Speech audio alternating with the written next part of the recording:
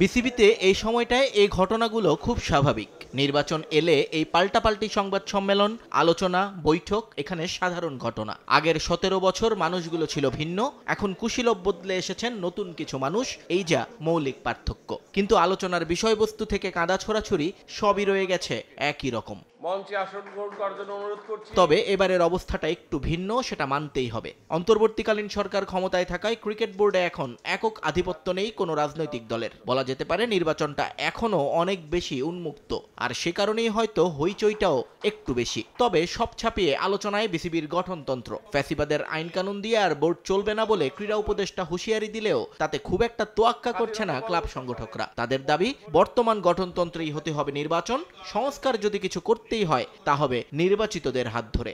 বর্তমান যে গঠনতন্ত্র আছে সেটার আলোকে হবে, তবে কিছু অবজারভেশনে যেগুলি সংস্কার করার প্রয়োজন মনে করছে সেগুলি কিছু মতামত দিয়েছে, যেটা আমরা মনে করি যে আফটার ইলেকশন সেটা করা সম্ভব এবং বোর্ডের নির্বাচিত যারা ডিরেক্টর পরিচালক যারা আসবে তাদের মাধ্যমে এটা করা সম্ভব এবং যদি যৌক্তিক কোনো বিষয় হয় এবং সেটার দিকে আমরা যাচ্ছি। ঢাকার ৭৬ ক্লাবের আধিপত্য বিসিবির নির্বাচনে বরাবরই সবচেয়ে বেশি। তাদের সমর্থন দেয়া ব্যক্তিদের জন্য পরিচালক হওয়াটা খুব সহজ, তাই এ সময়ে তাদের চটাতে চায় না কেউই। তবে সাবেক প্রেসিডেন্ট ফারুক আহমেদ হাঁটছেন ভিন্ন পথে। বিভিন্ন গণমাধ্যমে দেয়া তার সাক্ষাৎকারগুলোতে ক্ষুব্ধ ক্লাব কর্তারা। আপত্তিকর যে কোনো কিছুই অবশ্যই সেটা নিন্দনীয়।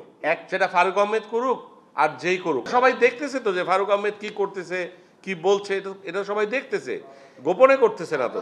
বাতাসে গুঞ্জন আছে নির্বাচন নয়, বোর্ড চায় অ্যাডহক কমিটি। কিন্তু ক্লাব সংগঠকদের সহজ কথা, নির্বাচন ব্যতি রেখে কোনো কিছু নিয়েই ভাবছেন না তারা। আমরা চাই যে এগুলি সবকিছু বাদ দিয়ে আমরা যথাসময়ে নির্বাচন হবে এবং আপনারা হয়তো 2-1 দিনের ভিতরেই বুঝতে পারবেন যে বোর্ড কোন দিকে যাচ্ছে। নিয়ন মোহাইমিন, সময় সংবাদ, ঢাকা।